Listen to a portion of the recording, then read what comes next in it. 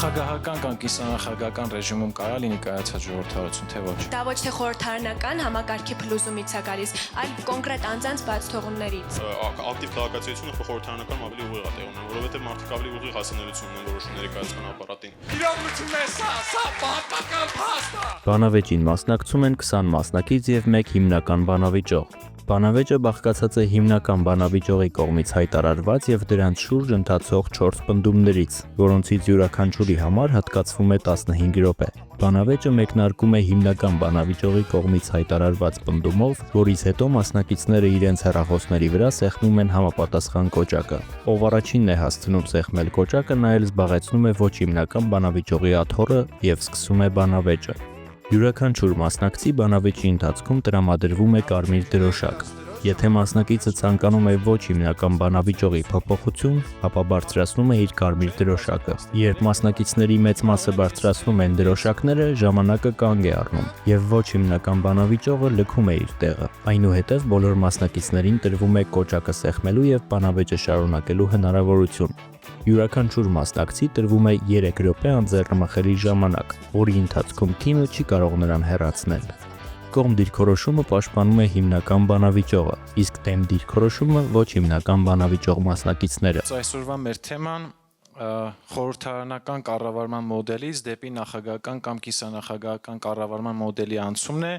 Ինչպես գիտեք, ես պետք է խաղի ընթացքում, բանավեճի ընթացքում 4 պնդում առաջ քաշեմ եւ առաջին պնդումն է. Հայաստանի Հանրապետությունը պետք է անցում կատարի նախագահական կամ կիսանախագահական կառավարման մոդելի, քանի որ խորհրդարանական համակարգը առավել արդյունավետ է կայացած կամ, ինչպես շատ հաճախ թարգմանաբար նշում են, համախմբված ժողովրդավարություններում, մինչդեռ անցումային կամ թույլ կուսակցական համակարգ ունեցող երկրներում այն հաճախ հանգեցնում է քաղաքական անկայունության։ Այսքանը։ Հարգելի մասնակիցներ, համեցեք։ Օմար Համեյան, դիմավորենք ծափարություններով։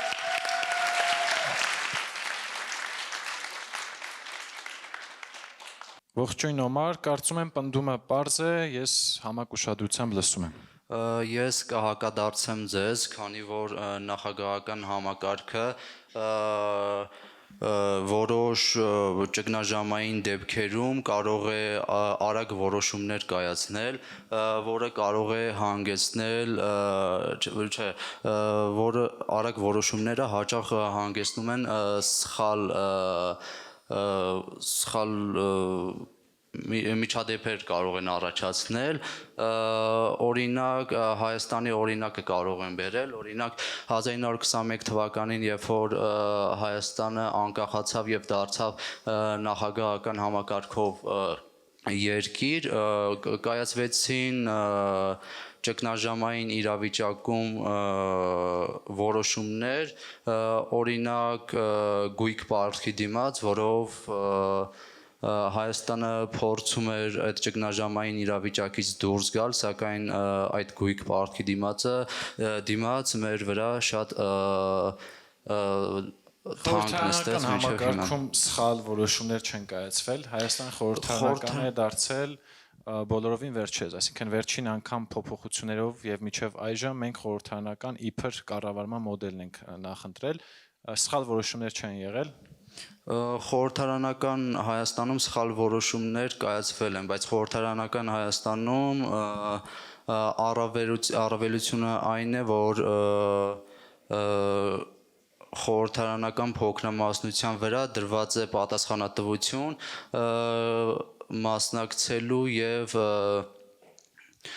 փոքրամասնության կիսանախագահական համակարգում էլ խորհրդարան ունեցել ենք եւ խորհրդարանական փոքրամասնություն ունեցել ենք եւ այդ փոքրամասնությունը նույնպես այդ իրավունքներ ունեցել է, բայց խնդիրը այն է, որ պնդումը նրա մասին չէ, թե որ կառավարման մոդելում են սխալ որոշումներ կայացվում։ Ես նշում եմ, թե ինչ նախապայմաններում որ մոդելն է համապատասխան, եթե դուք համարձակվում եք, այդ համարձակություն ունեք պնդելու, որ Հայաստանը համախմբված կամ կայացած ժողովրդավարություն է, եկեք այդտեղից սկսենք։ Եթե ընդունում եք, որ Հայաստանը կայացած ժողովրդավարություն չէ, եկեք ուղղակի ձեր օրինակներով ջախջախեք այս պնդումը, այստեղ ոչ մեկ չի խոսում, թե Հայաստանում օրինակ նախագահական համակարգում սխալ որոշումներ եղել են, թե չէ, ես ձեզ հետ համաձայն եմ, սխալ որոշումներ եղել են թե խորհրդարանական կառավարման մոդելի ժամանակ, թե նախագահական կամ կիսանախագահական կառավարման մոդելի ժամանակ։ Ես խոսում եմ մեր քաղաքական ռեժիմի տեսակի այս պահին, եթե դուք ունեք այս մասով տարակարծություն, այսինքն չեք ընդունում ու կարծիք Հայաստանը կայացած ժողովրդավարություն չէ կամ կուսակցական ինստիտուտները կայացած չեն եւ այլն, կարող եք ձեր կարծիք ասել։ Ես կարծում եմ, որ Հայաստանը կայացող խորհրդարանական պետություն է, քանի որ կիսանախագահական եւ նախագահական համակարգերը իրենց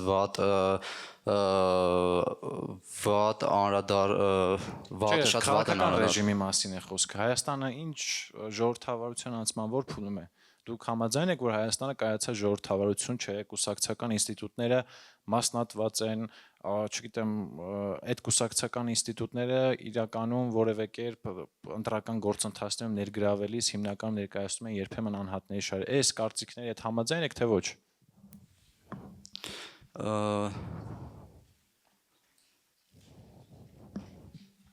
Եթե համաձայն չեք, Ունենք կարող եք 10 դրոշ, ժամանակը կանգնեց, շնորհակալություն հայտնենք Օմարին։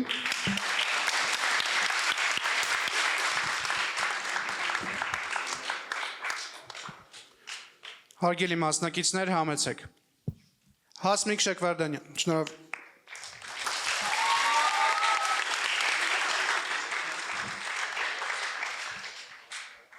Ողջույն Հասմիկ, կարծում եմ պնդումը պարզ է։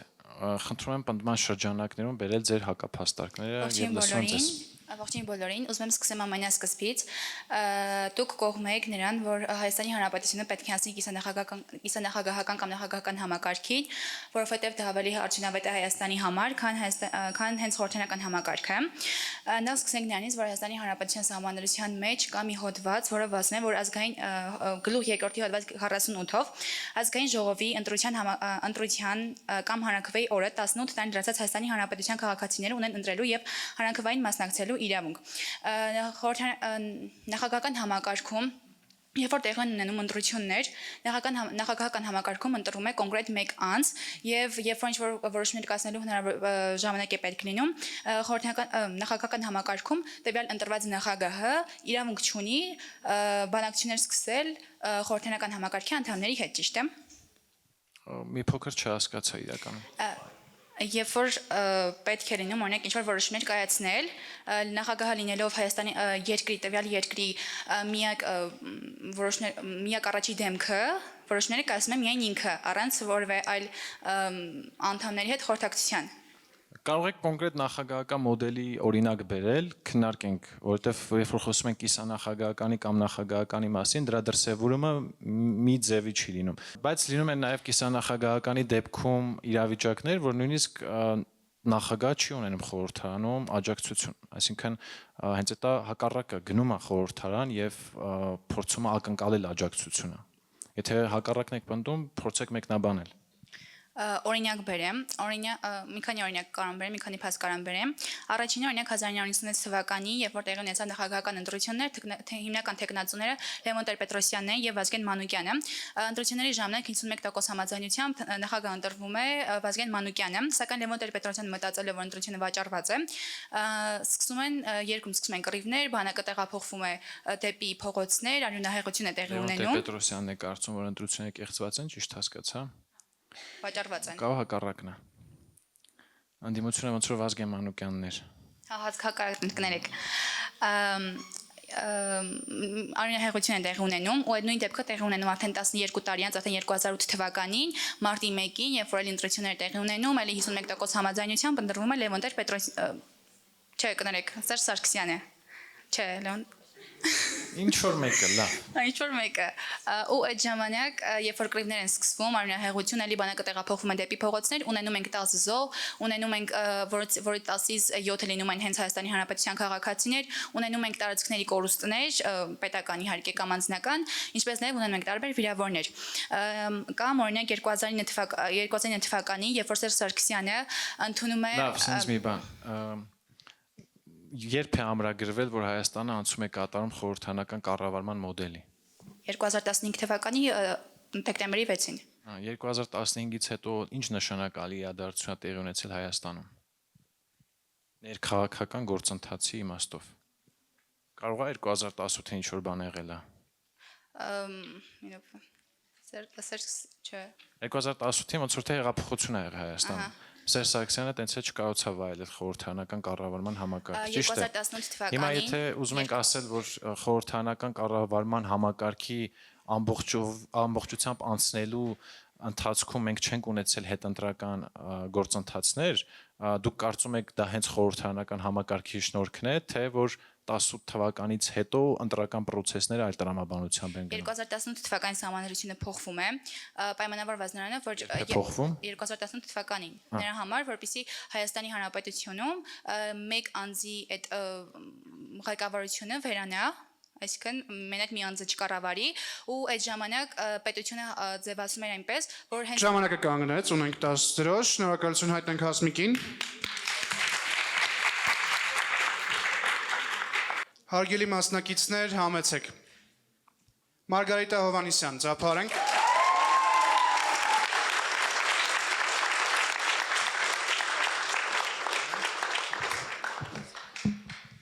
Ողջույն Մարգարիտա, կարծում եմ պնդումը պարզ է, դեռևս ես չեմ լսում հակափաստարկներ, օրինակներ, թվեր եւ այլն, սիրով լսում եմ ձեզ։ Շնորհակալություն։ Քանի որ շատ արդիական են դասընթացները, եկեք սկսենք մաթեմատիկայի դասընթացից։ 1 2 3 4 5 88 89 155 ինչ որ բան ասում են ձեզ։ Ոչ։ Լավ, անցնենք հայոց լեզվին։ Վերջացանցով բառեր. ժողովրդավարություն, ազատություն, խաղաղություն, ասացին ինչ որ բաներ։ Ոչ։ Ոչ։ Ցավոք սրտի։ Ուրեմն դուք պնդում եք այն փաստը, որ Հայաստանի Հանրապետությունը պետք է անցում կատարի նախագահական կամ կիսանախագահական մոդելին, սակայն մենք պաշտպանում ենք այն կողմը, որ անցում կատարելու համար կրկին հին մոդելներին արդարացված չեն, որովհետև եթե ունենք խնդիր, ապա դրանք պիտի լուծվեն միայն ինստիտուցիոնալ առումներով։ Եթե ինստիտուտները թերի են զարգացած, ապա կապ չունի, այդտեղ նախագահն է կառավարում, թե վարչապետը։ Այսինքն մենք շարժվում ենք կոնկրետ սահմանադրությամբ եւ սահմանադրությամբ ամրագրված ցանկացած հոդված, որոնք ես նշեցի, այսինքն որ մենք սկզբից հաշվում ենք, դրանք սահմանադրության հոդվածներն են, որոնցով էլ հենց ամրագրված էր այդ ամենը։ Առաջին հոդվածում, ինչպես արդեն գիտենք, Հայաստանը ժողովրդավարական եւ իրավական պետություն է, հենց կոնկրետ չցիտեմ հոդվածը, եւ իրավական պետությունը ինչի է հավասար։ Իրավական պետությունը հավասար է ժողովրդավարական մոդելին։ Այսինքն ժողովրդավարությունը այստեղ ուղիղ հավասար է խաղաղությանը եւ մենք էլ հենց Հայաստանի Հանրապետության կառավարությունը որդեգրել է խաղաղության օրակարգի բանաձևը որպես այդպեսին եւ գնում ենք հենց այդ ճանապարհով։ Խոսեցի նաեւ Բայց ոնց որ մաթեմի ու հայոց լեզվի դասընթացները ավելի հետաքրքիր էին, որովհետեւ մենք այստեղ չենք քննարկում խաղաղության օրակարգը, պնդում առաջինը վերաբերվում էր մեր քաղաքական ռեժիմի պայմաններում, որ կառավարման համակարգն է ավելի արդյունավետ։ Հիմա այս մասով կան հակափաստարկներ, թե սահմանադրության մեջ ինչ է գրված եւ դա ինչ կապ ունի, կարող եք հիմա բացատրել, բայց ես այդպես է չհասկացա խաղաղություն, կառավարություն եւ այլն, խնդրեմ։ Քանի որ խոսում ենք ժողովրդավարության մասին, սահմանադրությունը բնականաբար շատ կարևոր է, որովհետև սահմանադրությունից են բխում կառավարման բոլոր համակարգերը։ Եվ եթե խոսում ենք նախագահական կամ կիսանախագահական ռեժիմում կարա լինի կայացած ժողովրդավարություն, թե ոչ։ Ոչ։ ԱՄՆ, Ֆրանսիա ձեզ մի բան ասում է։ Ասում են, բայց դրանք ոչնչով չեն կարողանում։ Բայց իմաստով չէ, որ կայացած ժողովրդավարություններ են։ Կայացած ժողովրդավարություն կարող է լինել միայն այն դեպքում, երբ որ իմ թված արդեն իսկ ուրեմն խաղաղություն, ազատություն, անվտանգություն, դրանք են կոմպոնենտներն են, այսինքն մենք այստեղ գործ չունենք առհասարակ նախագահի աշխատակազմի հետ, այստեղ մենք գործ ունենք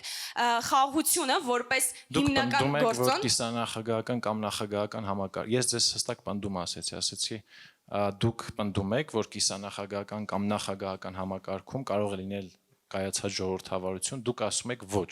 Ես ասում եմ ԱՄՆ, Ֆրանսիա, դուք գնում եք կառավարության խաղաղության օրակարգը։ Մի ուրիշ առիթով մաթեմի դասընթացի շրջանակում դա կքննարկենք։ Հիմա այս մասով ասում եք ոչ։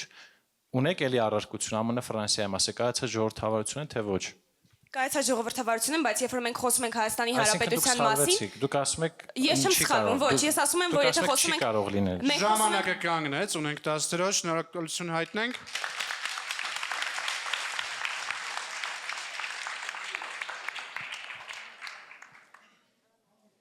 Հարգելի մասնակիցներ, համեցեք։ Սուսաննա Կարապետյան, ծափարենք։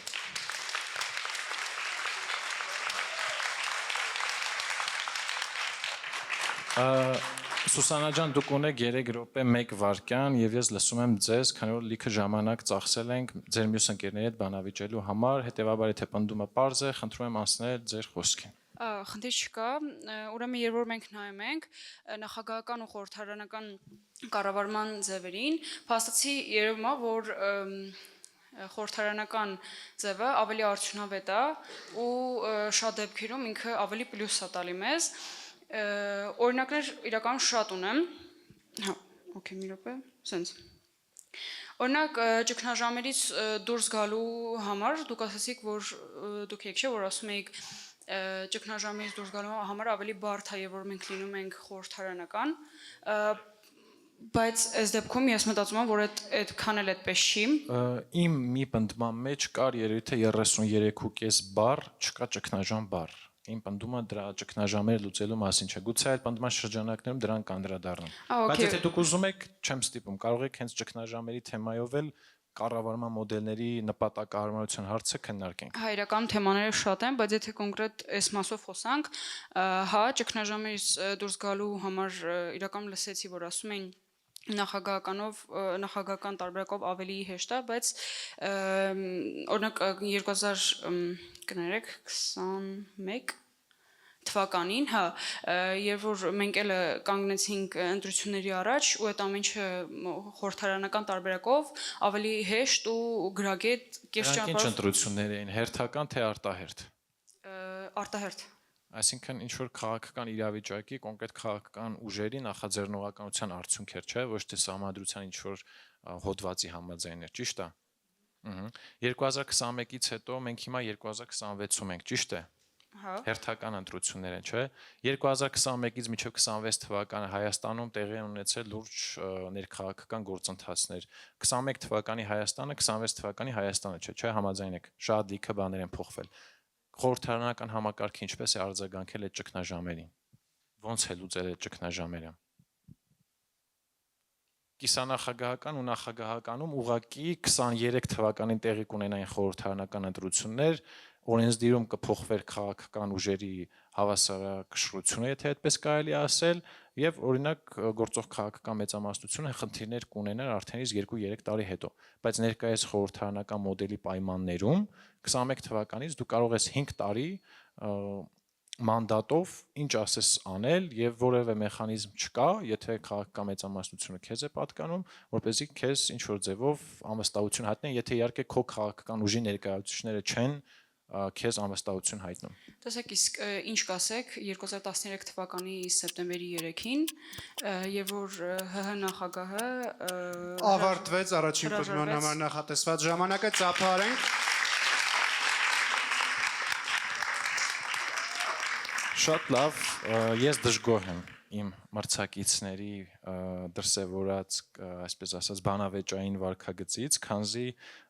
ես իմ ասելիքի 70%-ը չէի ասել առաջին պնդման շրջանակներում ու այսպես կիսատ բռատ անցնում ենք երկրորդ պնդմանը։ Երկրորդ պնդում նախագահական կամ կիսանախագահական կառավարման մոդելը Հայաստանի համար կարող է ավելի լավ ապահովել իշխանության ճյուղերի ավելի արդյունավետ տարանջատումը եւ փոխադարձ վերահսկողությունը, բարձրացնելով օրենսդիր, գործադիր եւ դատական իշխանությունների փաստացի անկախությունը։ Այսքանը։ Համեցեք Կատրին Սահակյան։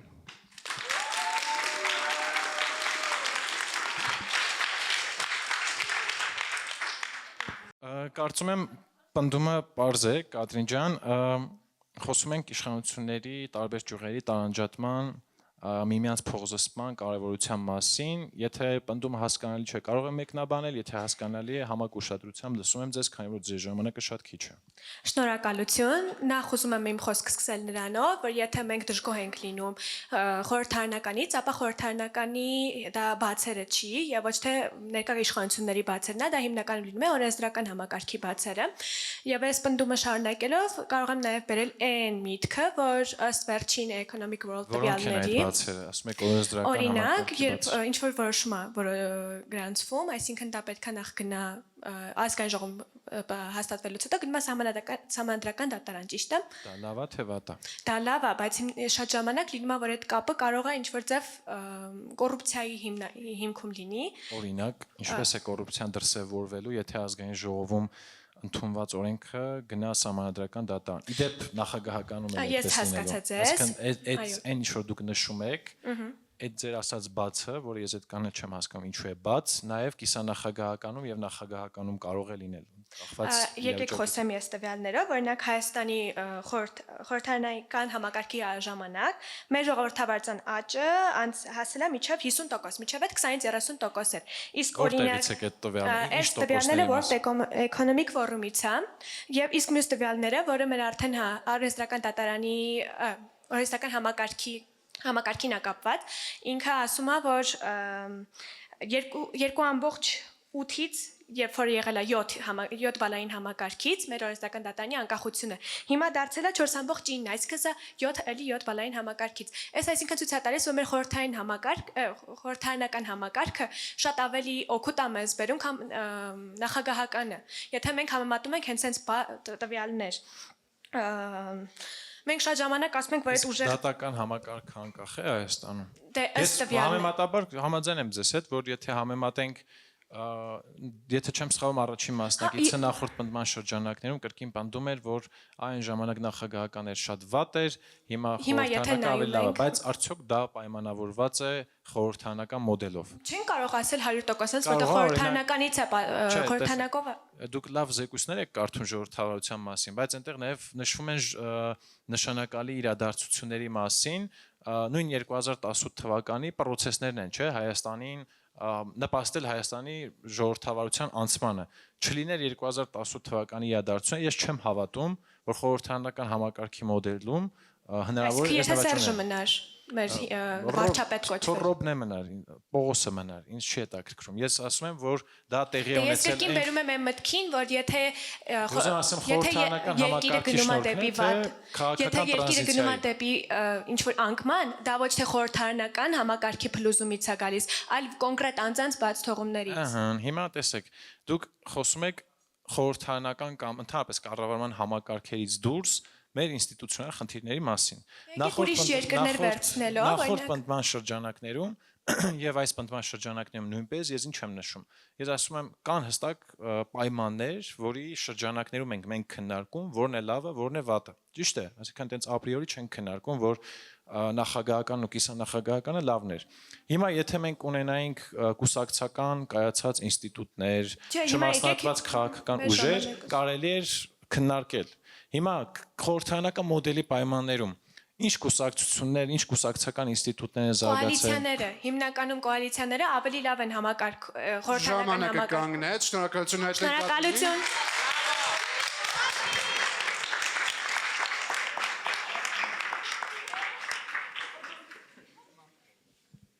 Հարգելի մասնակիցներ, համեցեք։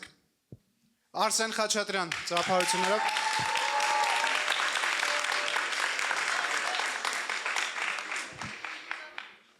Կարծում եմ պնդումը պարզ է։ Այո, պնդումը պարզ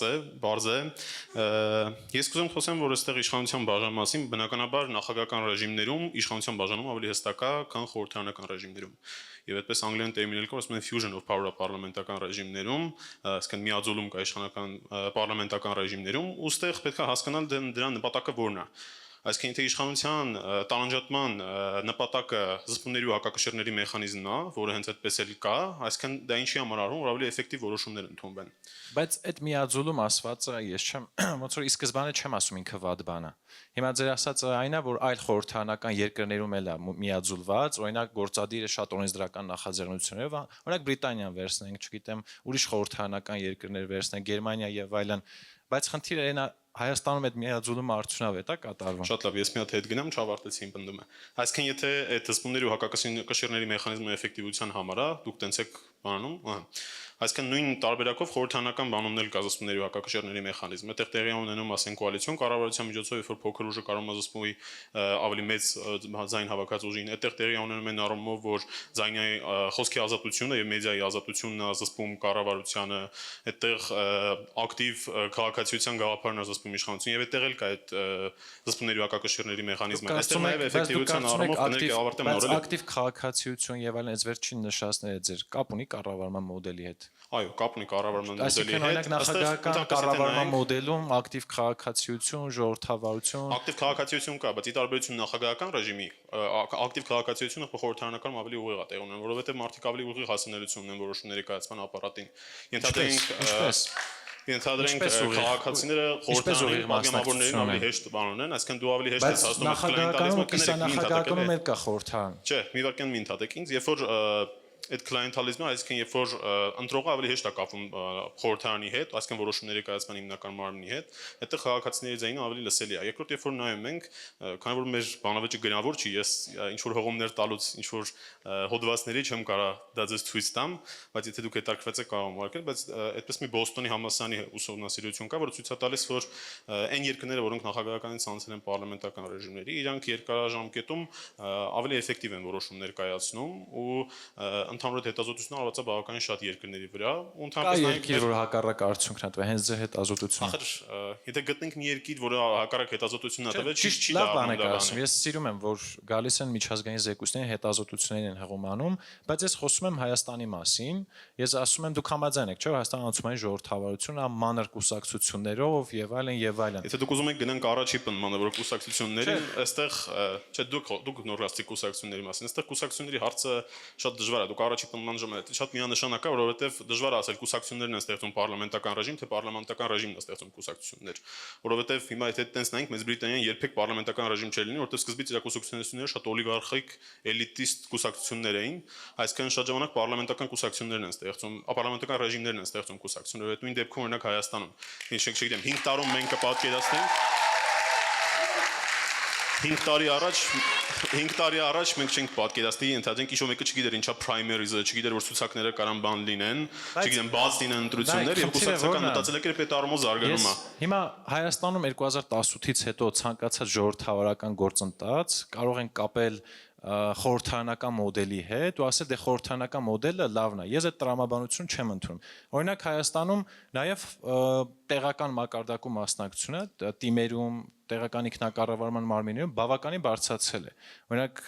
2018-ից հետո չէ՞ որ մասնակցային բյուջետավորում բառը մեծ ծանոթ է դարձել։ Հիմա դա խորհրդարանական կառավարման համակարգի հետ կարելի է կապել։ Այսինքն ցանկացած ժողովրդավարական գործընթաց, որ 2018-ից հետո տեղի է ունեցել, կարելի է կապել, բայց այստեղ ես սկզբունքային անհամաձայնություն ունեմ, որովհետև այն ժողովրդավարության չակերտավոր նվաճումները, այն ազատությունները, որ եղել են, ես չեմ կարծում, որ կառավարման մոդելի անցմամբ է պայմանավորված եղել, որովհետև եթե մենք հաշվի չենք առնում, որ 2018-ին տեղի ունեցել քաղաքական process, որը բոլորն են ընտրում, ձեր զեկույցները, որ դուք հղում եք անում, այդ կազմակերպություններն են ընտրում, որ քաղաքական, քաղաքացիական ազատությունների մակարդակը բարձրացել է, կարող է նրա հետ ավելի շատ կոռելացիա ունի, քան խորհրդարանական մոդելը։ Խոսում ենք հիմիկվա մասին։ Այսօր պետք է Հայաստանը հետ գնա, չէ, ես հասկանում եմ հիմքերը կարևոր են։ Հիմա նույն ես գնամ ձեր պնդման վրա։ Հիմա ես գնամ ձեր պնդման վրա։ Այսօրվա մասին ենք խոսում, բայց նայեք, այն նվաճումները, որ դուք ներկայացնում եք, որ օրինակ Հայաստանում այսինչ տեղի ունեցել կամ ձեր ընկերները, ինչքանով է դա պայմանավորված խորհրդարանական կառավարման մոդելի անցմամբ եւ ինչքանով կարող էր պայմանավորված լինել, եթե օրինակ չլիներ 2018 թվականի քաղաքական իրադարձությունները։ Այդ եմ ասում, որ դա է կարևոր, այսինքն դու հիմա ուզում եք ես գնամ անցյալ ու ձեզ 100% սցենար ներկայացնեմ, թե դա հեղափոխությամբ դուրս եկա, թե ինչ կլիներ։ Դուք 2026-ի արդյունքներ եք մատնանշում, ասում եք այ անցանք խորհրդարանականի, դրա համար սենց եղավ։ Ես էլ ասում խորհրդարանական չանց։ Ինչ ուզում ա եղել է, դա կարևոր չի։ Հիմա մեր խնդիրը որն է։ Այսօր պետք է հետ գնալ նախագահականի, թե պետք չի գնալ նախագահականային։ Հիմա Սերժը դուրս է եկել, դա պայմանավորված է Փաշինյանով, թե պայմանավորված չի Փաշինյանով, դա ընդհանրապես բան է։ Նայեք, Փաշինյան Սարգսյանն է, դուք եք ասում։ Ես ասում եմ գործընթացը։ Այսինքն չեմ ասում 2018-ին M1-ը գնաց, S1-ը եկավ։ Ես ասում եմ դուք եկել բաց եք թողում մի հատ կարևոր քաղաքական իրադարձություն, ասում եք կառավարման մոդելով է պայմանավորված եղել։ Հիմա պատկերացնում եք 2026-ին օրինակ ընտրվի ինչ-որ քաղաքական ուժ, մենք մեր թեմային շեղում ենք, որովհետև մեր իշխանության բաժանումն է։ Իսկ կարող եք ես 5 րոպե սպառել, եթե դա ձեզ ուրախացնում է։ Բայց քաղաքական գործընթացը դուք անձնավորեցիք եւ այդ առումով ես կարծում խնդրահարության։ Ասում եք 2018-ին չվերադառնա, այն ինչ մատնանշում եք, ես դա կապում եմ այդ գործընթացի հետ, այսինքն եթե լիներ խորհրդանական կառավարման մոդելի հետ կոռելացիա, ես կընդունեմ։ Ես հիշում եմ, բայց դուք եք գնացել ուրիշ տեղը։ Դուք հիմա խոսում եք 18 թվականից հետո արդյունքները Նիկոլ Փաշինյանն արել տեղեկացրել։ Հիմա դեր խնդիրը է սա։ Մենք խոսում ենք, ակտիվ քաղաքացիություն ինչ կապ ունի։ Ակտիվ քաղաքացիություն ինչ կապ ունի պնդման հետ։ Իվակյան, դուք ասում եք իշխանության տարանջատում ինչ կապ ունի պնդման հետ։ Իշխանության Ակտիվ տարանջատում չկա։ քաղաքացիություն ինչ կապ ունի պնդման հետ։ Իշխանության տարանջատում չկա, դրա համար Ակտիվ պետք է վերադառնալ քաղաքացիություն ինչ կապ ունի նախագահական։ դրա հետ։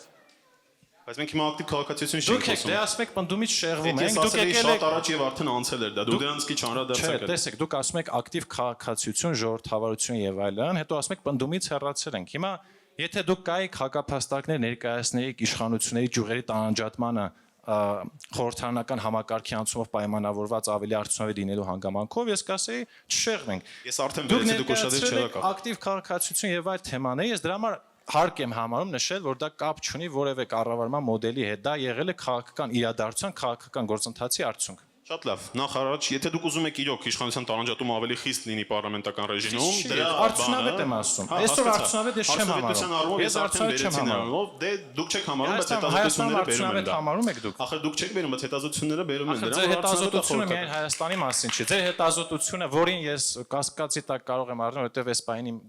ձեռքի տակ չէ, բայց մեկ բան հստակ է, մենք խոսում ենք Հայաստանի մասին։ Գուցե 50 երկրից 40-ում ձեր ասածը ճիշտ է։ Հիմա Հայաստանի մասով ձեզ կոնկրետ հարց եմ տա, դուք ասում եք հետազոտություն։ Հայաստանում իշխանությունների ճյուղերի տարանջատում արդյունավետ է թե ոչ։ Իշխանության տարանջատումը ես էլի եմ հարցնում։ Կարելի է եւ ես համարում եմ, որ դատական իշխանությունը գտնվում է բանի Իսկ օրենսդիր, գործադիր, դատական ընդհանուր բոլորը իրանք իրար հետ այսօր արդյունավետ են գործում, փոխզսման համակարգները Հայաստանում գործում են։ Փոխզսման համակարգերը ես համաձայն եմ։ Հնարավոր է եւ այնտեղ շատ թերություններ կան, բայց դա չի նշանակում եք, այդ եմ ասում։ Հա, բայց դա չի նշանակում, որ պետք է հետ գնալ նախագահական ռեժիմի։ Նախ Հայաստան, Իվակյան, Այդ պնդումը բայց հաստատեցին։ Ուղղակի դուք ասում եք չպետք է անցնել։ Ես ասում եմ չպետք է անցնել, որովհետեւ Ինչու՞։ Ես ասում եմ չպետք է անցնենք, որովհետև այդ ամեն ինչը բերելու ավելի մեծ օգուտների, որտեղ միջազգային փորձը ցույց է տալիս, որ երկարաժամկետում ցույց է տալիս, որ միջազգային փորձը, որ պարլամենտական ռեժիմը ավելի հաջող է որոշումներ կայացնում, քան նախագահական ռեժիմները։ Ինչ պայմաններ, ինչ քաղաքական ռեժիմի պայմաններ։ Ես այդ եմ ասում, ես համաձայն եմ ձեզ հետ, ախր Եթե համաձայն եք իմ հետ ելքի եք քննարկել։ Հայաստանի պես երկրների առումով եմ ասում։ Այսինքն շատ ճիշտ եք ասում։ Ես ասեմ ավելին, ես համաձայն եմ ձեր հետ, տարանջատմետը խնդիր կա։ Բայց Հայաստանի պարլամենտարիզմը իդեալական պարլամենտարիզմ չի, ոչ թե նախագահական Չէ, բայց ես ինչով եմ համաձայն, որ ընդհանուր առմամբ կայացած ժողովրդավարությունում, այո, խորհրդարանական համակարգը ցույց է տվել իր կարևոր որպես ինստիտուտի դերը, բայց Հայաստանի պայմաններում ինքը ինչու՞ չի արդյունավետ աշխատում։ Մի շարք բարձ պայմաններով, այն պայմանները, որ պետք է լինեն խորհրդարանական կառավարման հաջող ղեկավար եք համարում։ Չէ։ Հիմա Ամերիկայում այդ իշխանության տարանջատումը շատ հստակ է։ Թրամփի ընտրությունը եւ Թրամփի կատարած որոշումները դրանք էֆեկտիվ որոշումներ են։ Չէ, տեսեք, եթե Ֆրանսիան հիմա հաջող վիճակում է։ Պատասխանեմ։ Եթե Թրամփը լիներ չկայացած ժողովրդավարությամբ խորհրդարանական երկրի վարչապետ, Հայաստանի վարչապետ լիներ, շատ ավելի վատ էր լինելու, բայց քանի որ ինքը նախագահական կայացած կառավարման մոդելով կայացած ժողովրդավարության նախագահ է, շատ հարցերում Ամերիկան հիմա էֆեկտիվ որոշումներ է կայացնում ձեր կարծիքով։ Այսինքն Ամերիկայի կառավարության էֆեկտիվությունը աճել է այս պահին։ Պատասխանում եմ։ Ասեք այո կամ ոչ, այդ հարցը պատասխանով այո կամ ոչ։ Հոգեբանական վերլուծության չունեք։ Իմ ասած ինչու՞մն է, որ չնայած նրան, որ Թրամփը պոպուլիստ է, իշխանության ճյուղերի միջև հավասարակցությունը ապահովում է, այսինքն ամերիկացին կարող է գնալ սենատում փոխել իրավիճակը։ Ես դա եմ ասում, այսինքն ԱՄՆ օրենսդրությամբ, սահմանադրությամբ եւ այլն հստակ մեխանիզմներ կան, որ այդ Թրամփի պես նախագահները կարող են գնալ սենատի ընտրություններում պարտվել, սենատում քաղաքական ուժերի վերաբաշխում լինի եւ նախագահ արդեն պատասխանատու լինի սենատի առջեւ։ Իմ ասածը Հայաստանի դեպքում, ես չեմ ասում ամերիկյան նախագահական մոդելը բերենք Հայաստան։ Ես ասում քննարկման առկա ինչ ձևի կիսանախագահական կամ նախագահ։ Բայց ես ասում եմ, տարանջատման հովանավորը Ամերիկայում։ Ես չեմ ասում։ Մի րոպե ավարտեմ։ Դուք շատ երկար եք ասում, ժամանակը չի երկար։ Լավ, դուք ասեք։ Նույն իշխանության տարանջատման հովանավորը պարլամենտական ռեժիմներում նախագահն է։ Ու ես համաձայն եմ, այստեղ շատ հեշտ կարելի է օրենսդրական մեխանիզմներով փոխել նախագահի լիազորությունները ինչ որ տալ, որոնք ավելի բաժանում կտան։ Ես ուրիշ բանի մասին եմ ասում։ Ես ասում Ասում, եմ, եթե որ դա ձեր համար ԱՄՆ-ում խնդիր նույնիսկ է, եթե Թրամփը էֆեկտիվ չի իշխանության տարանջատում, կառավարում, եթե ձեր համար խնդիր է, նախագահին ավելի լիազորություններ տալով, կարելի է այդ իշխանության տարանջատումը ապահովել։ Ավարտվեց ժամանակը։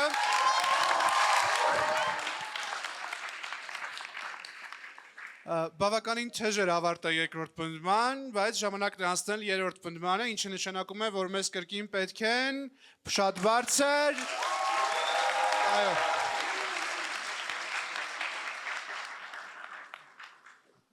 Ես համաձայն եմ, որ երկրորդ պնդումը ավելի լավն էր, բանավեճի տեսանկյունից, ոչ թե իմ պնդումները լավը, հետևաբար ես այն ինչ որ պետք է ասի, թեկուզ աղմուկում կարծում եմ կլսվի առնվազն եթե ոչ այս լսարանում, ապա YouTube-յան հարթակում։ Նախագահական, երրորդ պնդում։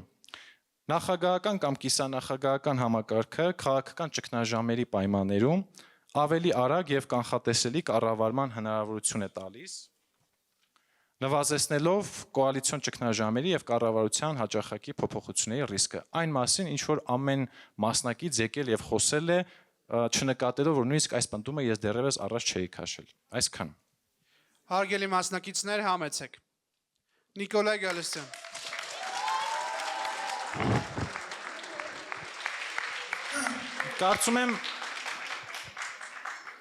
Կարծում եմ պնդումը պարզ է, եթե պարզ չէ կարող եմ մեկնաբանել, եթե ոչ կրկին համակուշատությամբ լսում։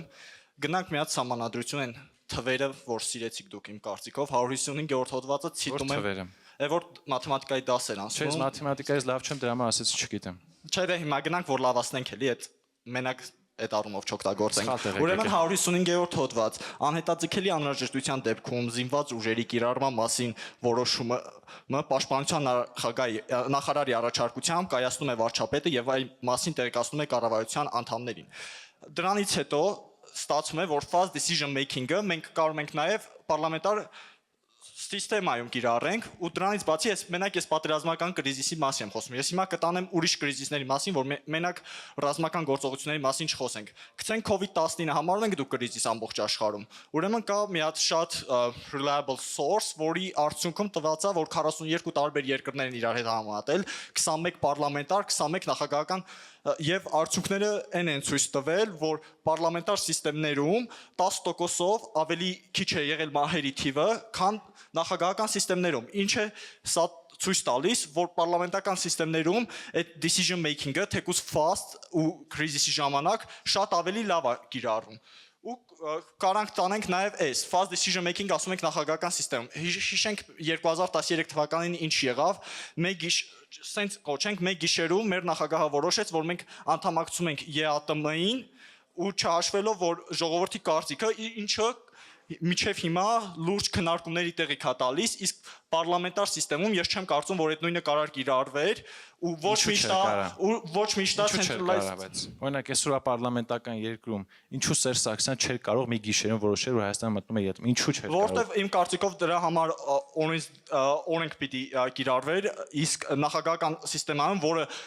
դուք ասում եք, չէ՞ որ ավելի centralized պիտի լինի։ Ժամանակ այդ օրենքները չկային։ Կարող է կառավարման մոդելը չի խնդիրը, այլ քաղաքական ռեժիմն է խնդիրը։ Եկանք այդ բանի, էլ ինչու ենք մենք փոխում մեր կառավարական ռեժիմը։ Դուք ձեր բանով ասացիք, եթե պարլամենտար ենք, էլ ինչի, ուրեմն մեր ինստիտուցիաներն են, չէ՞, թույլ։ Ետ եմ ասում, ես այստեղ չեմ քննարկում, ես նախորդ մասնակիցների հետ խոսակցության ժամանակ էլ ասեցի, որ օրինակ մեկ մասնակից նշում էր, որ նախագահական մոդելում ավելի կայացած ժողովրդավարություններ չկան, ես ասեցի դրա հետ կապված ես չեմ եկել այստեղ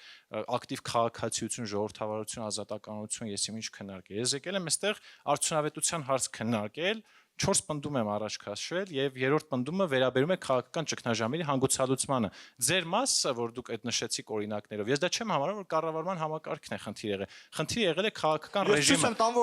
Այն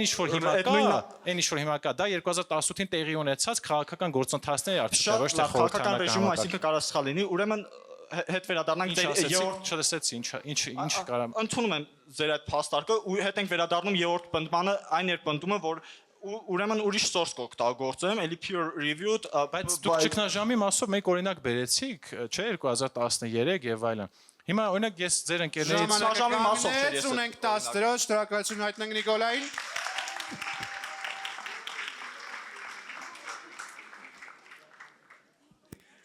Հարգելի մասնակիցներ, համեցեք։ Սյուզի Մարգարյան, ծափարենք։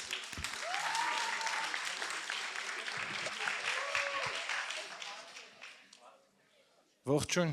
Սյուզի, եթե պնդումը պարզ չէ, կարող եմ մեկնաբանել, եթե ոչ, ամբողջ ժամանակը ձեզ եմ տրամադրում։ Բայց մինչև պնդմանը անդրադառնալը ձեզ մի բան եմ ուզում ասել, կապված առաջին պնդման հետ կապված։ Մոսկվան մի օրում չի կառուցվել։ Այսինքն դուք ասում եք, որ զարգացած կամ զարգացող երկրների համար ժողովրդավարությունը ավելի ձեռնտու է։ Մոսկվան քանի օրում է կառուցվել։ Դա այս պահին էհական չի, դուք եթե մի քիչ վերլուծեք կհասկանաք էլի ինչ նկատի ունեմ։ Իմ ասած այն է, որ մենք պետք է նախ հնարավորություն տանք զարգացող կամ թույլ զարգացած երկրներին, որպեսզի նրանք հասնեն այդ շեմին։ Այսինքն միանգամից երկրները չեն դառնում զարգացած։ Նրանք պետք է այդ փուլով անցնեն ու այդ փուլը, այսինքն այդ հնարավորությունը, որ նրանք կարողանան անցնել այդ փուլով, տալիս է հենց ժողովրդավարությունը։ Հետո Հիմա ձեր ասած ինչի հետ կապ ուներ, օրինակ ձեր ասածին որ մտքին էր հակադարձում։ Իմ ասածը հակադարձում է ձեր առաջին պնդմանը, երբ որ դուք ասում եք։ Օրինակ նշեք ոնց էր հակադարձում։ Տեսեք, դուք ասում եք, որ այդ ժողովրդավարությունը, այսինքն խորհրդարանական այդ համակարգը ավելի ձեռնտու է զարգացած ու բարձր զարգացվածության աստիճան ունեցող երկրներին, ճիշտ է։ Կիրառելի է, այսինքն։ Այո, ավելի կիրառելի է ու ավելի ձեռնտու է։ Այսինքն, օրինակ ոնց է, օրինակ միրգ բանջարեղեն որ ցանում են։ Չես կարող, չէ, այդ միրգը, որ այդ կլիմայական պայմաններին չի համապատասխանում, զոռով չես կարող, չէ, աճեցնես։ Իմ ասածը էդ է։ Իմ ասածն էլ այն է, որ նույնիսկ երբ որ դուք ասում եք դե մի օր կզարգանանք, ես այդ տենդենսը չեմ տեսնում Հայաստանում։ Ինչքան այդ անցումային ժողովրդավարության առումով իհարկե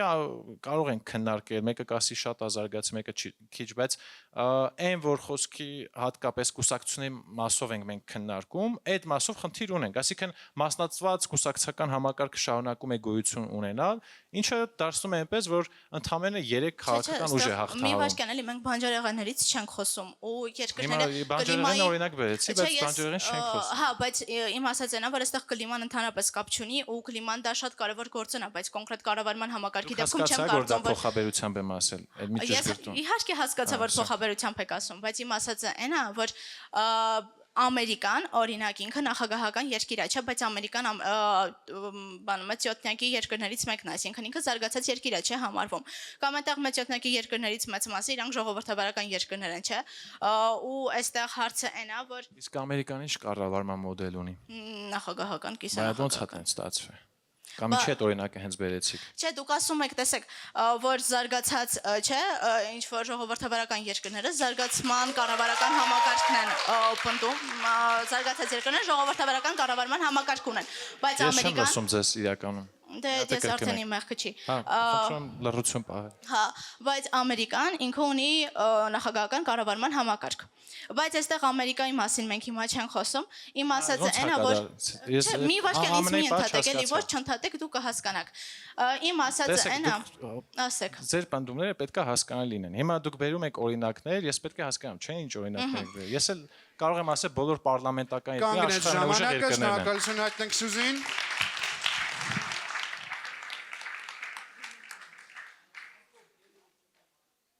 Հարգելի մասնակիցներ, համեցեք։ Ժորա Մարտիրոսյան։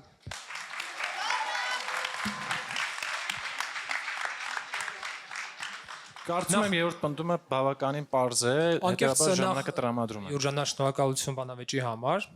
Ուրախ եմ այստեղ գտնվել։ Նախ ցանկանում եմ սկզբնական հատվածում հանդես գալ իմ խոսքով, այնուհետև նոր անցնել ձեր պնդումներին։ Տեսեք, նախ ես ժողովրդավարությունը կապում եմ հենց անմիջական խորհրդարանական կարգի կառավարման երկրների հետ, ու այս պարագայում Հայաստանի օրինակից եթե վերցնենք, գնանք անկախության այն սկզբնական ժամանակահատվածը, 91 թվականից մեր օրեր, մենք տեսնում ենք, որ մեր պետությունը անցել է կիսանախագահական ժամանակներով եւ բոլորս է դրա վատ կողմերը տեսել ենք, հա, գիտեք, եւ այս պարագայում դուք օրինակ քանի տարեկան եք Յուրի ջան։ 26 տարեկան եք։ Տեսեք, ես 24 տարեկան եմ, ես ինքս ցավեր ավելի շատ եմ զգում մեր նախկին կառավարությունների կատարած աշխատանքների ժամանակ նախագահական, կիսանախագահական։ Տեսեք, չեմ ավարտել 1 րոպե։ Նախ ես նշեցի ժողովրդավարությունը կապված է հենց իմ համար խորհրդարանական տիպի կառավարման այս պարագայում Հայաստանի օրինակով, եւ տեսեք, համանության մեջ հստակորեն ամրագրված է, հա, որ Հայաստանի Հանրապետություն իշխանությունը պատկանում է ժողովրդին, այն իրականացնում է ընտրությունների միջոցով։ Այս պարագայում, եթե մենք օրինակ շրջվենք եւ հասնենք իմ կարծիքով հանդիսատեսներին, նրանք եւս կնշեն, որ խորհրդարանական կառավարումը ավելի արդյունավետ է։ Վերջացրիք։ Այո։ Հիմա տեսեք, այս փաստարկների մասով նախորդ պնդումների շրջանակներում չգիտեմ ինչու, որովհետև քննարկում ենք ակտիվ քաղաքացիություն, ազատականություն եւ այլն, հենց այդ է ասում, որ ժողովրդավարության հետ կապելը այդ առումով ես մի քիչ համաձայն չի, որովհետև կան կայացած ժողովրդավարություն, որ հենց նախագահական մոդելով են զարգացած, այսինքն տենց դոգմա չի։ Միևնույն ժամանակ նշում եմ, այո, չէ, համաձայն եմ, բայց խորհրդանական մոդելը ես համարում եմ արդյունավետ մոդել։ Հիմա Հայաստանի պայմաններում, երբ որ ունենք հստակ պայմաններ, հա, այդ առումով, այսինքն մասնատված կուսակցական համակարգ, չկայացած ինստիտուտներ եւ այլն, մի կողմից էլ իշխանությունների այդ բաժանման սկզբունքն է խախտվում եւ արդեն այս պնդման շրջանակներում մենք խոսում ենք ավելի շատ քաղաքական ճգնաժամերին ավելի արդյունավետ արձագանքելու իմաստով։ Ես մեկ օրինակ բերեմ, որովհետեւ ինձ խոսելու քիչ հնարավորություն ա լինում ավելի բան է, քիչ տենց զարմանալի է։ Հիմա ես կարծում եմ այսօր մենք 26 թվականի Հայաստանում ենք ապրում եւ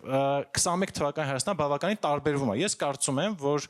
այն քաղաքական փոփոխությունները, որ այս 5 տարվա ընթացքում եղել են, խորհրդարանական կառավարման մոդելը արդյունավետ չի արձագանքել դրան, որովհետև ընթացքում եղել է համապետական մեկ ընտրություն, դա եղել է 21 թվականին, դրանից հետո չի եղել որևէ մարմնի ընտրություն։ Նախագահական մոդելի շրջանակում էլի եմ նշում, անցածին արձագանքեմ ավարտեմ, չեմ ավարտել, բայց այս միտքը, որ միտքս կտրվում է արդեն, Յուրի։ Դե ձեր միտքը պահեք, սպասեք, ես իմ միտքը ավարտեմ։ 23 թվականին եթե լիներ խորհրդարանական ընտրություններ, քաղաքական այդ մոդելով մենք կկարողանայինք արձագանքել ճգնաժամին։ Այսինքն նախագահական մոդելի դեպքում ավելի հնարավոր կլիներ ճիշտ արձագանքել։ Հիմա, քանի որ խորհրդարանական այս մոդելում եղել է այդ ընտրությունը, դա է խնդիրը։ Խոսում եք տարբեր բաներից գնում գալիս, հայելի գնում գալիս, այսպես իշխնում, այսպես բարձրանում։ Հարգելիս, տեսեք, դուք ասում եք, որ խորհրդարանական կառավարման մոդելի ժամանակ մենք վատ ենք արձագանքել, նո այս պարագայում իշխանություն նշելով մենք նշում եմ այս պարագայում։ Տեսեք, մենք անցել ենք պատերազմի միջով, հա, ցավալի պարտություն ենք կրել, կոവിഡ് ենք տեսել, հա, այս իրավիճակներում խորհրդարանական կառավարման ձևը, այսպես ասած, խաթարում է իր դիրքերը։ Տեսեք, ու ավելի դժվարում է նախագահական դեպքում հակառակը կլինի։ Տեսեք, բայց դա չի նշանակում, որ պետք է մենք գնանք նախագահական կամ կիսանախագահական։ Ես ասացի, չէ, ինչու դրան հակադարձեք։ Ասում եթե լիներ նախագահական պայմանականորեն 23 կամ 24 թվականին լիներ խորհրդարանական ընտրություններ, տվյալ նախագահ կկորցներ եթե էլի տեսականորեն եմ ասում, կկորցներ խորհրդարանական մեծամասնության իր մանդատը եւ հաշվի կնստեր նոր քաղաքական իրավիճակի հետ, բայց դու այդ հնարավորությունը այս խորհրդարանական մոդելի դեպքում չունես։ Հիմա սրան հակադարձում կա թե չէ։ Հակադարձում այնա, որ որոշումների կայացման գործընթացը որպես այդպեսին կիսանախագահական եւ նախագահականի ժամանակ արդյունավետ չեն լինում։ Եվ հիմնական տեսեք, հակադարձում եմ, ես նշում եմ, հիմա նշում եմ, ասելով որ տեսեք այս պարագայում իմ կարծիքով Հայաստանի Հանրապետության բնակչության իմ կարծիքով 70%-ը կիսանախագահական եւ նախագահական կառավարման մոդելը ավելի շատ կապում է ավտորիտար ռեժիմի հետ եւ որտեղից է թիվը։ Ես էլ ասում եմ 80%, ոնց ապացուցենք։ Այդ որտեղից է սա։ Այդ եմ ասում։ Տեսեք, դուք ուսումնասիրելով նա նշեմ, որ առաջին մասնակցությամբ ես քաղաքագետ եմ։ Որտեղից է 70% թիվը։ Քաղաքագետը ոնց է հաշվել 70%-ը։ Լսեք ասեմ։ Ես հիմնական հետազոտական աշխատանքներ եմ կատարել, հարցումներ եմ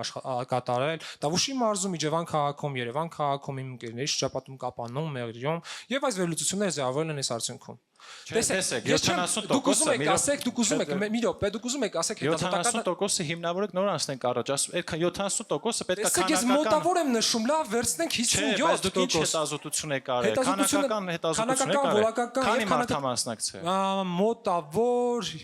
10000 10,000 մարդ մասնակցել է։ Այո։ Պատկացեք, հիմնականում ավել մարդ եք հարցրել։ 2.5 միլիոն Հայաստան 1000 կողոքենք հերիքա։ Հասկացանք այդ մասով, տեսեք, ես վերցել եմ հիմնական ակադեմիական միջավայրում նույն գործունեություն ծավալող սովորող ուսանողների, ընկերների միջավայրում եւ այդ կարծիքը ձևավորվել է այդ շրջանակում։ Չէ, տեսեք, կարծիք ուրիշ բան է, երբ որ հստակ պնդում ենք 70%, ուրիշ բան է։ Տեսեք, դուք նաեւ նշեցիք երկրորդ ժամանակը կանգնեց, ունենք 10 դրոշ, շնորհակալություն Ժորեն։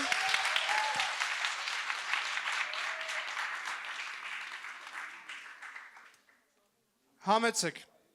Դավիթ Ստեփանյան։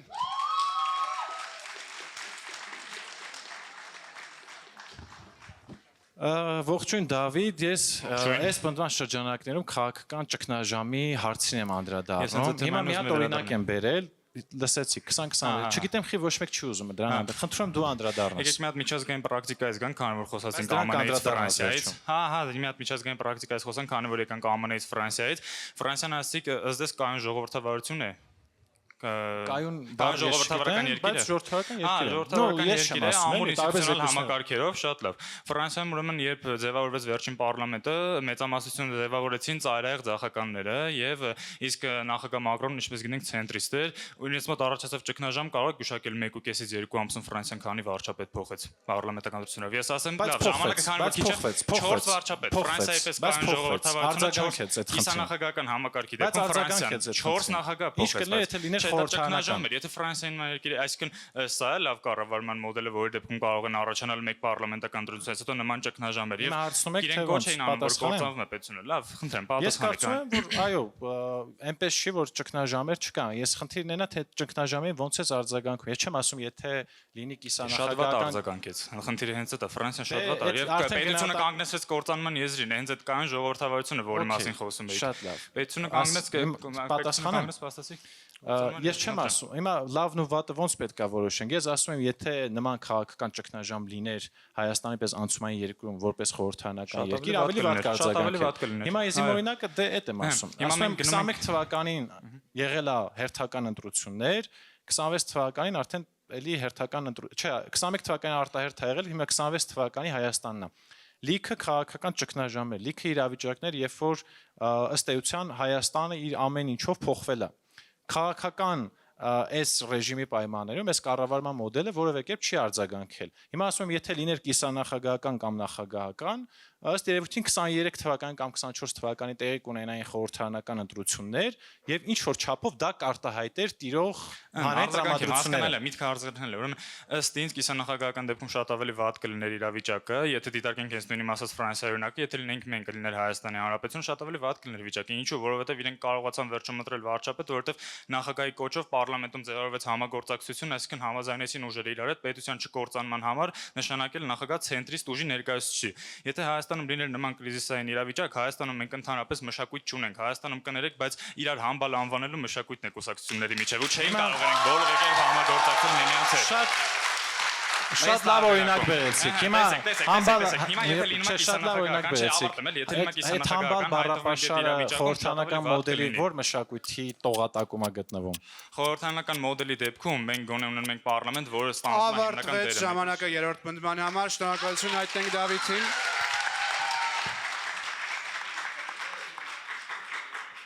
Ու նորից բուրըն ծափարություններ, հարգելի մասնակիցներ։ Պնդումներից մեկի ժամանակ մասնակիցներից մեկը նշում էր, որ դե քաղաքացիները այս խորհրդարանական մոդելում ավելի ուղիղ կապ են ունենում պարլամենտի հետ կամ ընդհանրապես քաղաքական իշխանության հետ։ Ցավոք սրտի իմ չորրորդ պնդումը հենց հակառակ ոնց որ պնդումն է, եւ հետեւաբար մեր վերջին պնդումն է, չորրորդը, ուղիղ համաժողովրդական ընտրությամբ ընտրված նախագահի ինստիտուտը ստեղծում է ավելի հստակ քաղաքական պատասխանատվություն եւ քաղաքացիների համար պարզեցնում է երկրի ռազմավարական որոշումների ու պետական կառավարման պատասխանատուի ընկալումը։ Այսքանը։ Հարգելի մասնակիցներ, համեցեք։ Հարություն Մակիչյան։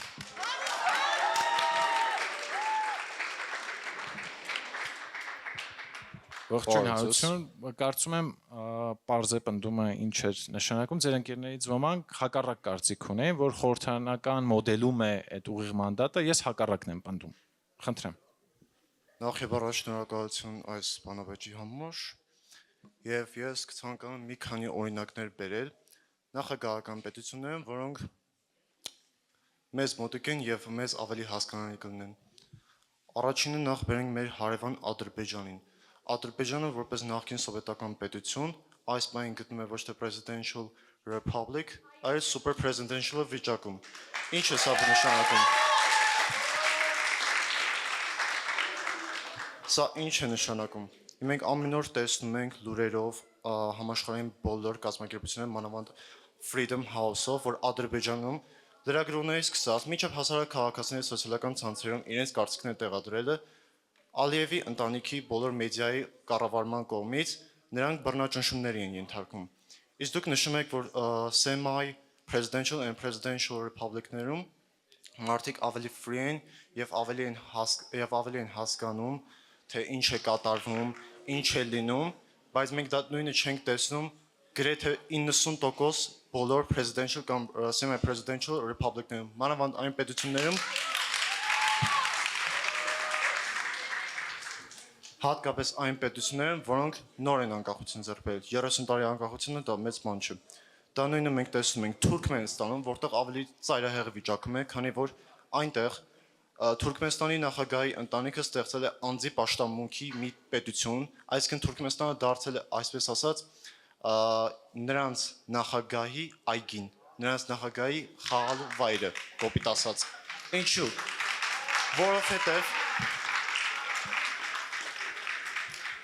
Որովհետև այս պետություններում նրանք կարծում են, որ քանի որ նրանց geopolitical prisoner են, այսինքն չունեն աշխարհագրական լավ դիրք, նրանք կարող են նախագահի այս պինդ ձեռքով անել ամեն ինչ ժողովրդի համար։ Նույնը ասում են գրեթե բոլոր parliamentary republic-ներում։ Թե արձագանքի հնարավորություն կա։ Ես օրինակ մինչև վերջ ուզում եմ օրինակ բերեմ, ես խոսում չէ, թե հեսա երրորդ րոպեն է արդեն գնում։ Եղավ։ Հիմա դու կարող այնպես իրավիճակ ստեղծել, դուք 3 րոպե խոսակ ու գնաք։ Դրա համար մի փոքր ես արձագանքեմ։ Հիմա Ադրբեջանի դեպքում ըստ ձեզ հենց կառավարման մոդելն է խնդիրը, թե հենց քաղաքական ռեժիմի տեսակը։ Այսինքն կարող լիներ Ադրբեջան օրինակ խորհրդարանական մոդելի երկիր, օրինակ եմ, տես տեսականորեն բան եմ ասում, եւ լիներ հակառակ իրավիճակը, փայլուն ազատություններ լինեին կամ ավելի լավ իրավիճակ, քան հիմա։ Արդյոք դրանով է պայմանավորված, թե ոչ։ Եվ արդյոք եւ երկրորդ հարցն եմ ուզում տալ։ Եթե 2018 թվականին ինչ որ քաղաքական իրավիճակի փոփոխություն չլիներ, արդյոք հանրապետական իշխանությունը ավելի ժողովրդավար կներ խորհրդարանականի պայմաններում, քան օրինակ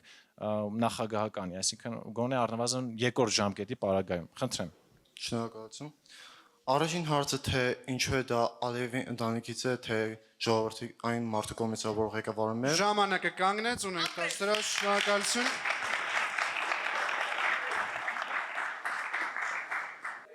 Համեցեք։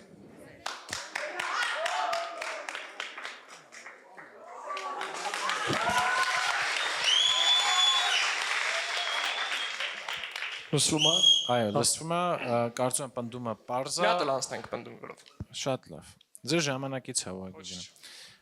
Ուղիղ համաժողովրդական ընտրությամբ ընտրված նախագահի ինստիտուտը ստեղծում է ավելի հստակ քաղաքական պատասխանատվություն եւ քաղաքացիների համար պարզեցնում է երկրի ռազմավարական որոշումների ու պետական կառավարման պատասխանատու ընկալումը։ Մեկ բան եմ խնդրում, ձեր նախորդ ընկերները ովքեր եկել են, 90%-ը ոչ մի պնդման չեն արձագանքել։ Խնդրում եմ արձագանքել պնդմանը։ Ես արձագանքեմ սկզբից կարող եք նախորդ պնդումներին էլ արձագանքել։ Սկզբից է ուզում մոտենալ, նախ յուրաքանչյուր պետության համար նպատակը ոչ թե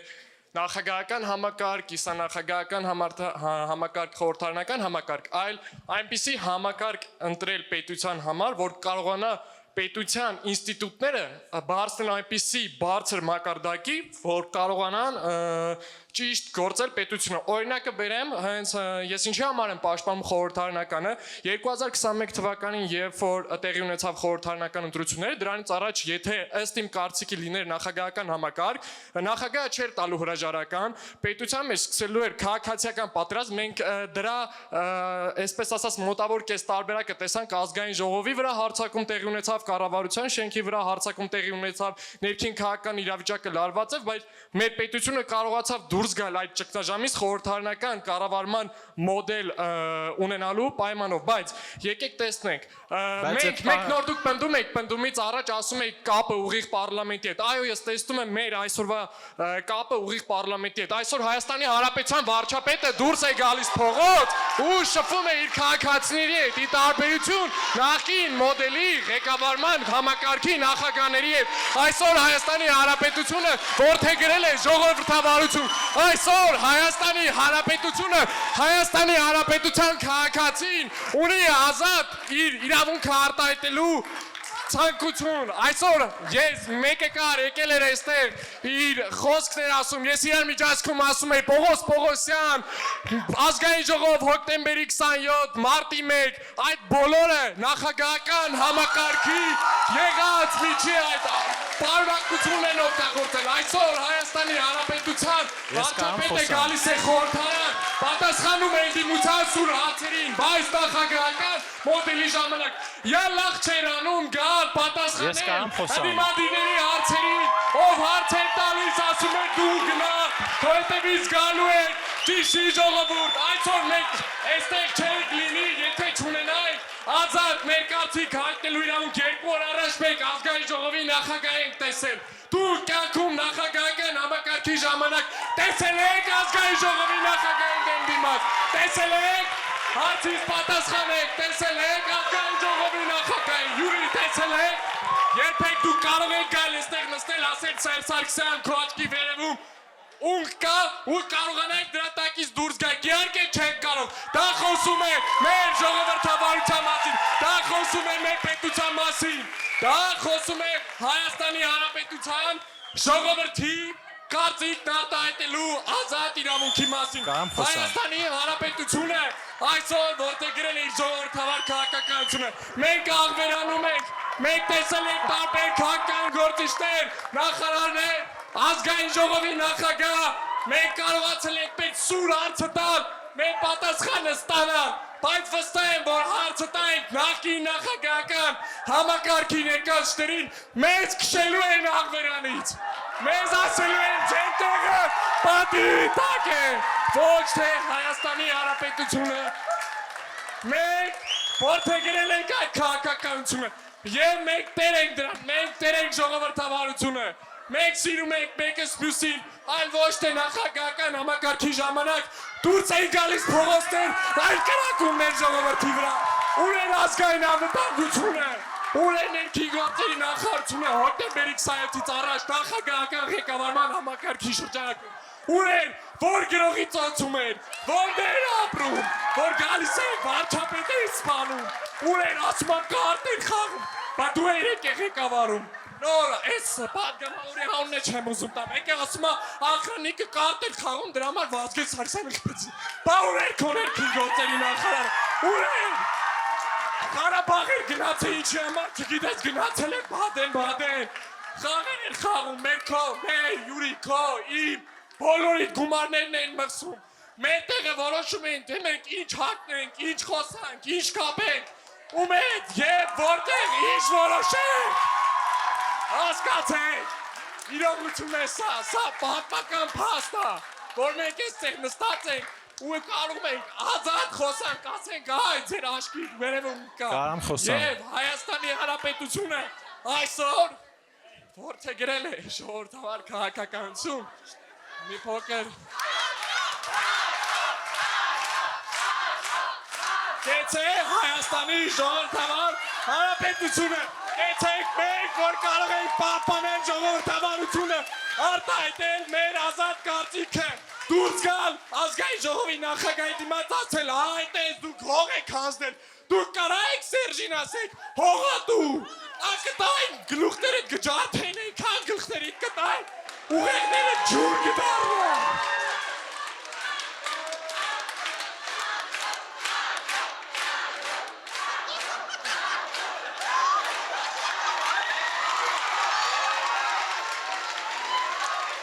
Կեցե Հայաստանի ժողովրդավարական հանրապետությունը, կեցեք մենք, որ մենք կարողացանք պայքարել այդ մեր հայրենիքը կորզողներին, մեր հայրենիքը հակառակ ուղղությամբ տանող մարդկանց դեմ, մենք գտել ենք այդ ուժը, դա մեր խոսքի ազատ իրավունքն է,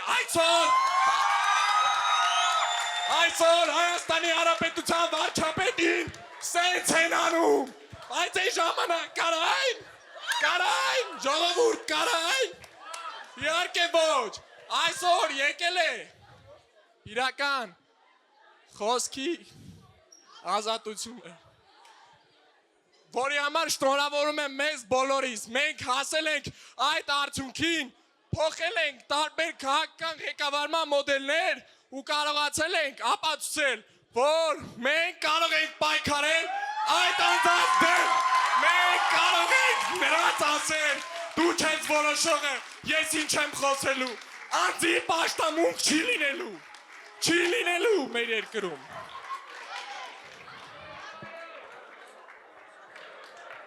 Ժամանակը կանգնեց ունենք 10-րս, շնորհակալություն հայտնենք Հակոբին։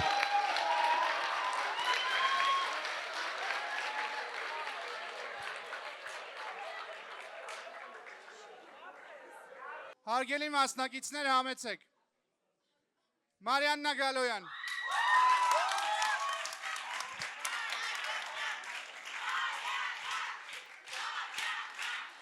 Շարունակենք հարգելի Յուրի, նախ անդրադառնանք Ես երևի ես պնդման շրջանակներում չեմ խոսելու, որովհետև Եկեք ղժղժոցը ժամանակը համարվում է ընդհանուր Ես գիտեմ պնդումը, ես կփորձեմ նախորդ պնդմանը նախ անդրադառնալ, նախորդ պնդման ես հակադարձում ունեմ, նախ Հայաստանի օրինակով, դուք ասեցիք, որ միջազգային օրինակների չնայեք, Հայաստանի օրինակով ես ձեզ կբերեմ, որ մենք ունենք ֆուլ ցախողում նախագահական եւ կիսանախագահականի, որովհետեւ նախ 2008 թվականի ունեցանք մարտի 1-ը, որը ապացուցեց, որ բռնաճնշումներ են կատարվում, եթե մենք ունենք այլ կարծիքներ, եւ հաջորդը 2018 թվականը, որը տեղի ունեցավ արտաքին հեղափոխում, այստեղ եղավ հեղափոխում, որի արդյունքում մենք կարողացանք փոխել իշխանությունը։ Եվ այսպիսով դա չի ապացուցում, որ նախագահականը եւ կիսանախագահականը ունեն ֆուլ ձախողում։ Իսկ ժողովրդավարականը նույնիսկ 2021 թվականին, եթե մենք ունենք որևէ ճգնաժամ, 2021 թվականին տեղի ունեցավ ընտրություններ, որի շնորհիվ մենք կարողացանք ճիշտ է ընտրվեց նույն իշխանությունը, բայց մենք կարողացանք որևէ որոշում կատարել։ Այդպես չէ՞։ Շնորհակալություն, որ հարց եք տալիս ու կարամ արձագանքեմ։ Ինչպես ձեր ընկերներն նշում, այս ժամանակներում կարող ենք բանավիճել, այն ժամանակ չենք կարա։ Ինչ է նշանակում արտաքին հեղափոխում։ Ներողություն, այստեղ բառիս այթակում էր։ Արտաքինը նկատի, ինչ է նշանակում դա։ Արտաքին չէ, ներքին էր, դա բառիս այթակում էր, խնդրում եմ։ Համ արտաքինն էր այթակում, համ հեղափոխումը։ Չէ, հեղափոխությունը տեղի է ունեցել։ Չէ, հեղափոխում եք ասում, ես ասեցի, եթե դա բաների մանրուքներին չարադառնանք եւ ասենք հիմիկվա պնդմանը, եթե կարելի է։ Հիմիկվա պնդումով կարող եմ ասել, որ ժողովրդի ձայնը միանգամից, այսինքն Ես կարամ պատասխանեմ, թե չէ։ Ձեր ձայնը մի քիչ ցածր է, ես կարող եմ արձագանքեմ։ Ձեր ընկերոջ ձայնին ես չէի կարող արձագանքեմ։ Կարամ արձագանքեմ։ Դուք նոր շեղում եք։ Լավ, արձագանքեմ, եկեք արձագանքեմ։ Այն ինչ որ դուք խոսում եք, նախորդ բոլոր պնդումների ժամանակ ես նույն ձև արձագանքել եմ, շարունակել եմ նույն ձև պնդել։ Բայց հիմիկվա պնդման անդրադառնանք, նախորդ պնդումին ես կարծեմ դուք հակադարձում չունեք։ Նայեք, եթե դուք եկել եք խոսք եք ասում բանավեճի ժամանակ, ես էլ պետք է պնդումից շեղվեմ, որովհետև դուք բան եք ասել, որին պետք է արձագանքեմ, ճիշտ է։ Արձագանքեք։ Հիմա նայեք, դուք ձեր բոլոր, եթե 90% մասնակիցների շեշտում են հանգամանքը, որ խորհրդարանական մոդելի պայմաններում մենք ունենք ավելի լավ ժողովրդավարություն կամ կիսանախագահականի կամ նախագահականի դեպքում ու մատնանշում եք կոնկրետ դեպքեր։ Ես էլի պետք է պնդեմ, որ դա որևէ կերպով չեմ կապում կառավարման համակարգի հետ։ Եթե չլիներ 2018 թվականի քաղաքական իրադարձություններ, որոնք դուք շփոթեցիք եւ նշեցիք արտաքին հեղափոխություն։ Դա բառի սայթակում էր, խնդրում չկենտրոնանք։ Չէ, շփոթվել բառը հենց դա է նշանակում, էլի բառի սայթակում։ Ներողություն, խնդրում եմ ասենք հիմիկվա պնդմանը, որովհետեւ դուք չեք արձագանքում, դուք իմ ասած պնդումին եք անդրադառնում, ես կխնդրեմ հիմիկվա պնդմանը անդրադառնալ։ Այդ պնդումը որ չեք ուզում դրան արձագանքել։ Ներողություն, որովհետեւ ժամանակը քիչ է, ես նախընտրեի իմը շարունակել։ Ինչ եմ ուզում ասեմ, եթե չիներ ունենք 10 դրոշ, շնորհակալություն հայտնենք։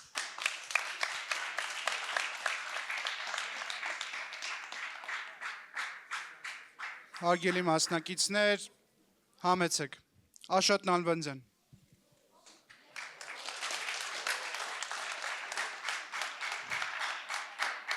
Ես այս պնդումը վերածել եմ ակտիվ լսողության հմտության զարգացման։ Ես նկատեցի, իսկական համաձայն եմ ձեր այդ թեզի հետ, քանի որ մենք ուղղակի ստե չգիտեմ ինչ ենք միացրել եմ։ Չգիտեմ, ստե 10 րոպե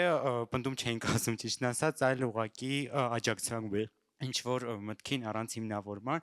ինչ վերաբերում է նախագահական համակարգին, նախագահական համակարգը ունի իր լավ կողմերը, բայց պիտի խոսեմ վատերից, որոնց թվում կասեմ, որ հաճախ, եթե դիտարկենք ԿԺԴՀ-ի օրինակը, այնտեղ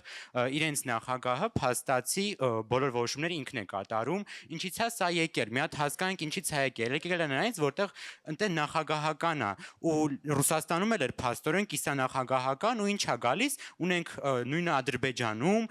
ունենք 3 նախագահական, որտեղ փաստացի եւ կիսանախագահական Ռուսաստանում փաստացի բռնապետներ են, ու այդ բռնապետության մասին իրանք էլ նույնիսկ իրանց երկրի ժողովուրդը գիտեն, ու սա իրոքից հակասում է ժողովրդավարությանը։ Բայց նայ, էլի նույն ձև պետք է արձագանքեմ ես նախագահական կառավարման մոդելի մասով երկրներ եմ նշել, որոնք թե կայացած ժողովրդավարություն են, թե փխրուն ժողովրդավարություն են, թե ավտորիտարիզմ են, թե բռնապետություն են, թե քվազիպետություն են, sense լիքը շարունակ, այսինքն նախագահական կառավարման մոդելում տարբեր քաղաքական ռեժիմների տեսակներ կան։ Հիմա կոնկրետ խորհրդարանականի դեպքում, որում մենք իբր գտնվում ենք, ես ինչի եմ ասում անցում պետք է կատարենք, որովհետև կարծում եմ այս 4 պնդումների տեսանկյունից ինքը արդյունավետ չի գործում։ Դուք կարող եք 4 պնդումներին արձագանքել, բայց ես կարծում եմ, որ առաջինը քաղաքական ճգնաժամերին լավ չի արձագանքում, դա 21-ից 26 թվականների իրադարձությունները ցույց տվեցին, որը չի ասեմ ինչ առումով։ Երկրում քաղաքական, ներքաղաքական ու արտաքին քաղաքական իրավիճակներ են փոխվում եւ ընդդիմությունը միակ ձևը, որ կարողանում է արձագանքել, փողոցային պայքարն է, որովհետեւ այլ ինստիտուցիոնալ մեխանիզմ չկա։ Եթե լինեին կիսանախագահական, թեկուզ ճգնաժամին արձագանքելու, կոշտ արձագանքելու ձևով գոնե խորհրդարանական ընտրություններ կլիներ եւ նախագահը ավելի մեծ քաղաքական պատասխանատվություն կկրեր խորհրդարանի առջեւ։ Իսկ այս դեպքում վարչապետն ու խորհրդարանը նույն բանն են։ Այդ եմ ասածը։ Այո, իսկական այդ առումով համաձայն եմ, այսինքն բայց եկեք նայենք կիսանախագահականի դեպքը, որտեղ կարող է Ֆրանսիայում օրինակ այն դեպքներ, որ նախագահը ընտրվել էր մի ուրիշ կուսակցությունից, պարլամենտը լրիվ ընդդիմություն էր։ Լուծվեց, դա կոչվում է coexistence, այսինքն համակեցություն է ձևավորվում, գործադիրի նախագահի, բայց Հայաստանի Հանրապետությունը նման փորձ չունի, բայց խնդիրը լուծման ձև ունի, այդ եմ ասում։ Այսինքն, եթե այդ բացառիկ դեպքերը նայենք, խնդիր է դա, բայց խնդիրը լուծման ձև ունի։ Մեր դեպքում խորհրդարանական այս մոդելի դեպքում մենք ընտրում ենք մենակ խորհրդարան, առաջնային մանդատ մենակ պատգամավորում են։ 800 տարում է կառուցվել ու ինձ չի թվում 10-ից 10 տարին բավական է իսկական պարլամենտական փոփոխություններ կատարելու, որտեվ դա մենք երեխա ունենք, որը չի զարգացել, պիտի զարգացնենք։ Ավարտվեց ժամանակը նաև մեր պնդման համար։ Առաջարկում եմ հնարավորինս ամենաբուրըն կերպով ծափարել մեր բոլոր բանավիճողներին։